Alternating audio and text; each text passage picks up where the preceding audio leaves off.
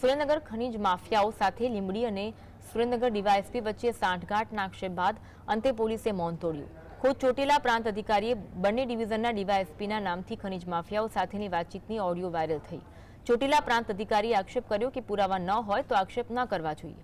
આ મુદ્દે ડીવાયએસપી વી.બી. જાડેજાએ જણાવ્યું હતું કે વાતચીત માટે જે નંબરનો ઉપયોગ કરવામાં આવ્યો છે એ અમારી ઓફિસનો નથી.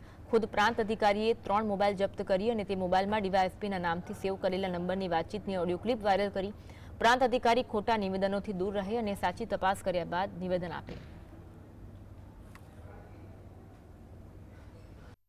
સમગ્ર બનાવમાં એસડીએમ શ્રી ચોટીલાને અમુક ઇસમો પોતાની રેકી કરતા માલુમ પડેલા, જેની તપાસ કરતા ઇસમો ભાગી ગયેલ અને તેના કબજામાંથી મળેલા મોબાઈલ અને મોબાઈલમાંથી મળેલા રેકોર્ડિંગમાં પોલીસ અધિકારીઓના નામથી જે સેવ કરેલા નંબર હતા.